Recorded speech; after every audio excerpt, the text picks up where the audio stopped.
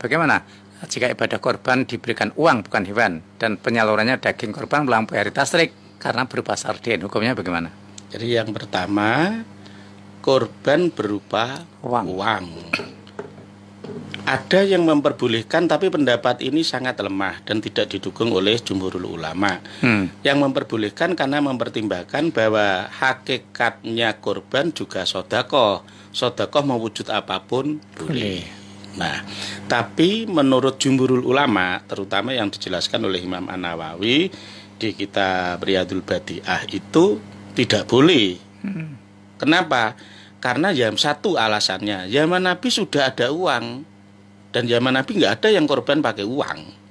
Walaupun nanti belikan kambing atau. Kalau itu kan berarti tetap kambing. Yang dimaksud Pak Maksum itu berarti sekarang nggak usah pakai daging tapi mentahan. Berarti berupa uang. Terus mengko dibagi-bagi. Itu apa ora 3 juta ya 3 juta engko terus dibagi-bagi. Didung wong kene iki wargane iki ono 100. Nah, itu wargane ono 10 lah ya lumayan iki untuk pironan kan gitu maksudnya Pak Masum. Itu kalau berupa uang itu nantinya disamakan dengan sedekah. Itu ada yang memperbolehkan tapi pendapat ini sangat lemah.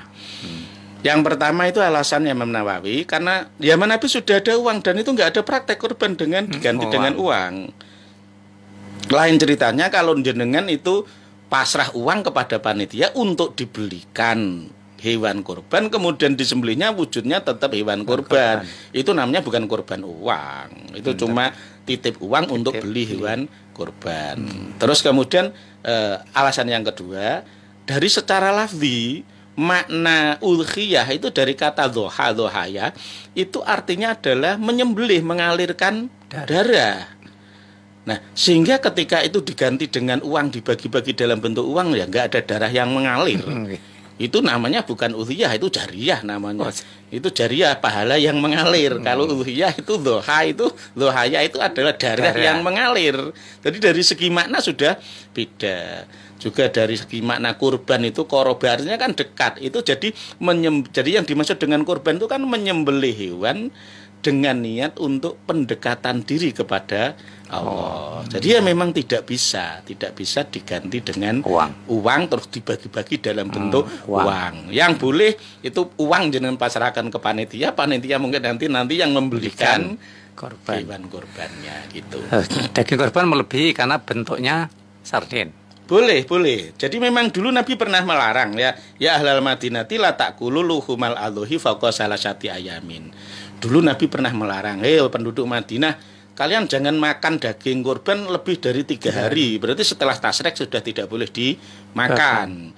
Karena pertimbangannya waktu itu daging masih sedikit, orang kaya masih sedikit.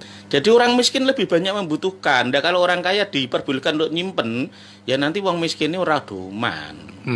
Nah, dengan dilarang seperti itu maksudnya biar cukuplah yang kamu makan hanya disimpan untuk 3 hari saja. Kalau lebih dari itu seharusnya kalian harus dibagikan kepada orang lain. Nah, 3 hari tasrek sendiri itu kan memang masa penyimpanan kuno.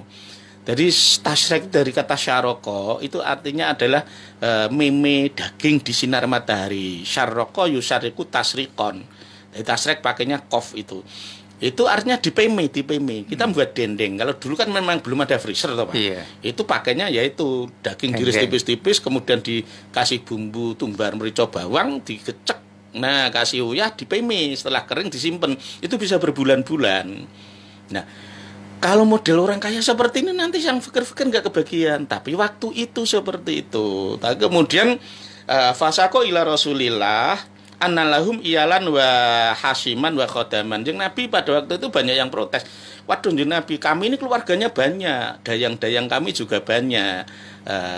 Hasim itu kalau sekarang di Cina itu dulu pernah ada istilah Kasim itu ya, itu pelayan khusus. Kemudian wa khodaman, juga para pembantu. Karena itu Nabi akhirnya memperbolehkan kulu wa atimu wa ahbisu wa dakhiru. Udahlah kalau sekarang kan daging udah banyak, silahkan kalian makan. Kulu, kalian makan sendiri. Wa atimu, beri orang lain, kasih orang lain, kasih makan. Bahkan juga boleh wa ahbisu, simpan. Ahbisu itu menyimpan dalam waktu pendek aja. Kemudian wa dakhiru, simpan untuk jangka panjang. ini akhirnya disimpulkan oleh MUI maupun kebanyakan ulama, karena sekarang ini orang kurban kan sudah melutrah, Pak. Dulu zaman kecil saya itu orang kurban itu satu masjid paling 1 ekor sapi, 3 ekor kambing. Sekarang ini bisa 3 ekor sapi sampai 40 kambing. Lah itu kalau dikasihkan semua bisa jadi mblenger. Apalagi kalau itu yang titip kurban itu di lembaga-lembaga zakat yang resmi itu. Mereka kan titipnya berupa uang, tapi prakteknya kan harus berupa barang disembelih. Lah kalau mereka mau membagikan apa enggak kehabisan tenaga juga busuk nanti. Kenapa kalau harus habis dalam waktu 3 hari busuk nanti? Apalagi apa ya? Sekarang kan sudah terlalu merutrah sehingga kadang takutnya nggak tepat sasaran. Sehingga akhirnya daging ini termasuk Arab Saudi mempraktekkan itu, Pak. Saat haji itu kan dam maupun kurban daging melutrah. Biasa. Mereka yang penting potong udah langsung diangkut pakai truk, kemudian masukkan ke pabrik, di kornet juga. Nanti kemudian dikirimkan ke Afrika, dikirimkan negara-negara Muslim yang miskin. Iya. Melebihi Iya, tasrek. waktunya sudah melebihi tasrek, bisa berbulan-bulan boleh. Wong kata bahasanya kan wadakhiru. Wadakhiru itu berarti disimpan untuk waktu lama. Bertahun-tahun pun boleh, nggak apa-apa, masih halal. Dan itu aman-aman saja, wadakhiru. Nah itu boleh. Jadi daging kurban dikornetkan boleh, karena memang berdasarkan hadisnya memang boleh. Yang jangka pendek kan kulu makan, sekali makan habis. Nah gitu. Wa atimu nak kowe ora entek kono dum-dumno ngene tanggamu. Nah gitu. Wa bisu ya simpeno kanggo sehari, 2 hari, 3 hari. Tapi kalau waduh artak dumi yo kono wis do duwe kabeh kok. Akhirnya ya boleh wadakhiru. Kalau sekarang enggak kornet mungkin yang rumah tangga, masukkan ke freezer aja. Uncal ke freezer ngono glundung terung singkas dibuka yo enak. Setengah tahun kas dimasak ya masih enak. Boleh itu idakhiru boleh.